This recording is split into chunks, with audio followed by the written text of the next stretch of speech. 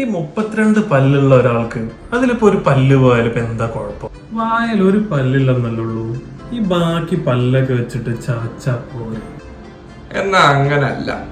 ഒരു പല്ലില്ലെങ്കിൽ തന്നെ വായിലെ ബാക്കിയുള്ള എല്ലാ പല്ലുകളെയും അത് ബാധിക്കും. ചെറിയ നിൽക്കുന്ന പല്ലുകളിൽ ഒരെണ്ണം പറഞ്ഞു പോയി കഴിഞ്ഞാൽ അതിന്റെ അപ്പുറത്തും ഇപ്പുറത്തും നിൽക്കുന്ന ഓരോ പല്ലുകളും ആ ഗ്യാപ്പിലേക്ക് മൈഗ്രേറ്റ് ചെയ്യാൻ തുടങ്ങും. അപ്പോൾ ഓരോ പല്ലിന്റെ ഇടയിലും ഗ്യാപ്പ് ഉണ്ടാകുകയും അതിനകത്തേക്ക് ഫുഡ് പാർട്ടിക്കിൾസ് കയറിയിരിക്കുകയും ഇത് പല്ലിന് കേടുണ്ടാക്കുകയും ചെയ്യും. ഓരോ പല്ലുകളും അതിന്റെ ആ പൊസിഷനിൽ ഇരിക്കുന്നത് മേളിലും താഴെയും കടി വരുന്നതുകൊണ്ടാണ്. വൺസ് ഈ ഒരു പല്ല് പോയി കഴിഞ്ഞാൽ ഈ പല്ല് മേളിൽ നിന്ന് താഴത്തേക്ക് എക്സ്ട്രൂഡ് ചെയ്യും.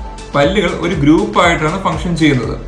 ഇതിൽ ഒന്നോ രണ്ടോ പല്ലുകൾ പോയി കഴിഞ്ഞാൽ ബാക്കിയുള്ള പല്ലുകളുടെ വർക്ക് ലോഡ് കൂടുകയും അത് ഈ പല്ലുകളുടെ ഹെൽത്തിനെ ബാധിക്കുകയും ചെയ്യും. പുറകിലെ പല്ലുകൾ പറഞ്ഞു പോയാൽ അത് നമ്മുടെ കവിൾ ഒട്ടാനുള്ള ചാൻസസ് കൂടുതലാണ്. അപ്പൊ പല്ലുകൾ പറഞ്ഞു പോയാൽ അത് കൃത്യമായി വെച്ചു കൊടുക്കുക. മനസ്സിലായോ?